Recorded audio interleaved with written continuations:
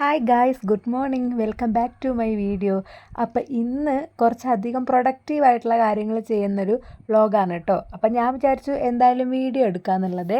അപ്പം ഇന്ന് ഞാൻ ഒരു ഓണം ഫോട്ടോഷൂട്ട് ചെയ്യാമെന്ന് വിചാരിക്കുന്നുണ്ട്. എൻ്റെ ഒരു ഫ്രണ്ട് ഉണ്ട്, ആളും മേക്കപ്പ് ആർട്ടിസ്റ്റാണ്. അപ്പോൾ ഞങ്ങൾ രണ്ടാളും കൂടെ അങ്ങനെ പരസ്പരം അങ്ങോട്ടും ഇങ്ങോട്ടും മേക്ക് ഓവർ ചെയ്ത് ഫോട്ടോസും വീഡിയോസും ഒക്കെ എടുക്കാമെന്ന് വിചാരിച്ചു കേട്ടോ. അപ്പം അതിന് വേണ്ടിയിട്ട് മാറ്റി വെച്ചൊരു ഡേ ആണ് ഇന്ന്. അപ്പം മഴയൊക്കെ ആയപ്പോൾ ഒരു ഡൗട്ടായിരുന്നു. പക്ഷെ ഞാൻ എന്തായാലും പിന്നെ ഈ മഴ കുറഞ്ഞ സമയത്ത് ഇന്ന് എടുക്കാമെന്ന് വിചാരിച്ചേ. അപ്പോൾ പിന്നെ ഞാൻ വിചാരിച്ചു കുറച്ച് പണിയൊക്കെ തീർത്തിട്ട് അങ്ങ് പോവാന്നുള്ളത്. അപ്പോൾ മോനാണെങ്കിൽ ഇന്ന് സ്കൂളില്ല കേട്ടോ. അപ്പോൾ ഇതൊന്നും ചെയ്തു വെക്കേണ്ട ആവശ്യമൊന്നുമില്ല രാവിലെ, കാരണം ഇവിടെ അമ്മയുണ്ട്, അമ്മ അങ്ങ് ചെയ്തോളൂ. പക്ഷെ ഞാൻ വിചാരിച്ചു ഇതങ്ങ് ചെയ്യുകയാണെങ്കിൽ പിന്നെ ബാക്കിയുള്ള ചെറിയ കാര്യങ്ങളല്ലേ ഉണ്ടാവുള്ളൂ. അപ്പോൾ ത്രിജുവിൻ്റെ കൂടെ ബാക്കി ടൈം നമുക്കങ്ങ് സ്പെൻഡ് ചെയ്യാമല്ലോ എന്ന് വിചാരിച്ചു കേട്ടോ. അപ്പം ഞാൻ രാവിലത്തെ ഓരോരോ കാര്യങ്ങൾ തിരക്കിട്ടിട്ട് ചെയ്യുകയാണേ. അപ്പം ചേമ്പുണ്ടായിരുന്നു കേട്ടോ കറി വെക്കാൻ വേണ്ടിയിട്ട്. ഇവിടെ എല്ലാവരെയും ഫേവറേറ്റ് ആണ് കേട്ടോ ചേമ്പ് കറി. അപ്പം ഞാൻ വിചാരിച്ചു ഇനിയിപ്പോൾ വേറെ ഒന്നും ആക്കണ്ട, രാവിലെ ചേമ്പ് തന്നെ കറി വെക്കാന്നുള്ളത്. ചില ചേമ്പുണ്ടല്ലോ ഇതിങ്ങനെ തോല് ഇതാക്കുമ്പം എൻ്റെ കൈ ചൊറിയാറുണ്ട്. അപ്പോൾ ചൊറിയോന്നൊക്കെ ഞാൻ വിചാരിക്കലുണ്ട്. പക്ഷേ ഇവിടെ അമ്മേൻ്റെ കൈയൊന്നും അങ്ങനെ ചൊറിയലില്ല കേട്ടോ. ചേമ്പായാലും ചേനയായാലും ഒന്നും ഓരോരുത്തരുടെ സ്കിന്ന് അനുസരിച്ചായിരിക്കില്ലേ. അപ്പം ഞാൻ ഇതെല്ലാം ആക്കി ത്രിജുവിന് അങ്ങ് പറഞ്ഞു വിട്ടു, കാരണം അഥവാ അവനും ചൊറിഞ്ഞാലോ എന്ന് വിചാരിച്ചേ. നമുക്ക് മോരൊഴിച്ചിട്ട് തേങ്ങ അരച്ചിട്ടാണ് കറി വെക്കേണ്ടത്. അപ്പോൾ ഇതിൽ കുറച്ച് മുളക് പൊടിയും ഉപ്പും പച്ചമുളകും ഒക്കെ ഇട്ട് അടുപ്പത്തേക്ക് വേവാൻ വെച്ചു. കുക്കറിലാണ് വെച്ചത്. വേഗം ആയിക്കോട്ടെ എന്ന് വിചാരിച്ചു കേട്ടോ. പിന്നെ ആ സമയം കൊണ്ട് ഞാൻ ഉപ്പേരി വെക്കാമെന്ന് വിചാരിച്ചു. ചെറിയൊരു കഷ്ണം ക്യാരറ്റും ബീട്രൂട്ടും ഉള്ളിയും പിന്നെ നമ്മുടെ മുളകും എല്ലാം കൂടെ ഇട്ട് ഉപ്പേരി അങ്ങ് റെഡിയാക്കാമെന്ന് വിചാരിച്ചേ. ഇവിടെ ഉപ്പേരിയൊന്നും അങ്ങനെ പിന്നെ ഒരുപാടൊന്നും വേണ്ട, കുറച്ച് മതിയേ, കുറച്ചേ കഴിക്കുള്ളൂ. പിന്നെ ഞങ്ങൾക്ക് ആകെ ഒരു ഉപ്പേരിയേ ഉള്ളൂ, തോരൻ മെഴുക്ക് വരട്ടി അങ്ങനെയൊന്നുമില്ല കേട്ടോ. എല്ലാം ഉപ്പേരി തന്നെയാണ്. അത് ഓരോരുത്തർ പറയുന്ന കേൾക്കാം, തേങ്ങ ഇട്ടത് എന്താ തോരൻ, മറ്റേത് മെഴുക്ക് വരട്ടിയെന്ന്. അങ്ങനെയൊന്നുമില്ല കേട്ടോ, നമുക്ക് ഉപ്പേരി എന്ന് മാത്രമേ നമ്മൾ പറയാറുള്ളൂ. അപ്പോൾ അത് റെഡിയാക്കിയിട്ടുണ്ട്. പിന്നെ ഇത് രണ്ടുമാണ് ഇപ്പോൾ കാര്യമായിട്ട് റെഡിയാക്കാനുള്ളത് കേട്ടോ. പിന്നെ മീൻ എന്തെങ്കിലും ഉണക്ക മീനാന്ന് തോന്നുന്നു, അപ്പോൾ അത് അമ്മ അങ്ങ് സെറ്റാക്കിക്കോളും. പിന്നെ ഇന്നലത്തെ കുറച്ച് മീനും ഉണ്ടായിരുന്നു കേട്ടോ. അപ്പം ഞാൻ അതൊക്കെ വേഗം ഇങ്ങനെ റെഡിയാക്കാണ്. തേങ്ങയൊക്കെ അരച്ച് ഈ മോര് കറി വെക്കുമ്പോണ്ടല്ലോ, മോര് കൂട്ടിയിട്ട് തേങ്ങ അരച്ചിട്ടുണ്ടെങ്കിൽ നന്നായിട്ട് അത് നല്ലോണം അരഞ്ഞ് വരുവേ, അധികം വെള്ളമൊന്നും ചേർക്കാണ്ട്. അപ്പം ഞാൻ അങ്ങനെയാണ് ചെയ്യാറ് കേട്ടോ. പിന്നെ എന്നോട് എൻ്റെ അടുത്ത കുറച്ച് ആളുകൾ ചോദിക്കാറുണ്ട്, നീ എല്ലാ കാര്യങ്ങളും കൂടെ എങ്ങനെയാണ് മാനേജ് ചെയ്യുന്നതെന്നുള്ളത്. അപ്പോൾ എല്ലാ കാര്യങ്ങളെന്ന് പറഞ്ഞിട്ടുണ്ടെങ്കിൽ അങ്ങനെയല്ല കേട്ടോ. ഞാനിപ്പം വീട്ടിലെല്ലാ കാര്യങ്ങളും ചെയ്ത് ഇപ്പോൾ ജോലിക്ക് പോവുക അങ്ങനെയൊന്നുമല്ല. എന്നാലും ഞാൻ വീഡിയോ എടുക്കുന്നുണ്ട്, അതിൻ്റെ ഇടയ്ക്ക് എൻ്റെ വർക്ക് ചെയ്യുന്നുണ്ട്. ഇപ്പം ഞാൻ കുറച്ചും കൂടെ ഫ്രീ ആണ്. പക്ഷേ ഒരു ടൈമിൽ ഞാൻ ഡ്രസ്സിൻ്റെ ബിസിനസ് ചെയ്തായിരുന്നു. ഞാൻ അതിൻ്റെ ഇടയ്ക്ക് മോൻ്റെ കാര്യങ്ങൾ നോക്കുന്നുണ്ടായിരുന്നു, വീട്ടിലെ കാര്യങ്ങൾ നോക്കുന്നുണ്ടായിരുന്നു.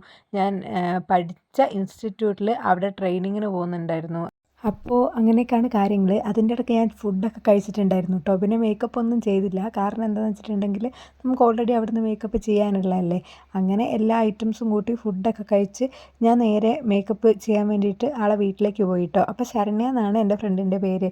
അപ്പോൾ ഞങ്ങൾ തമ്മിലുള്ള ബന്ധം, ഞാൻ പഠിച്ച ഇൻസ്റ്റിറ്റ്യൂട്ടിൽ പഠിക്കുന്ന ഒരാളാണ് കേട്ടോ ശരണ്യ ചേച്ചിയാണ്.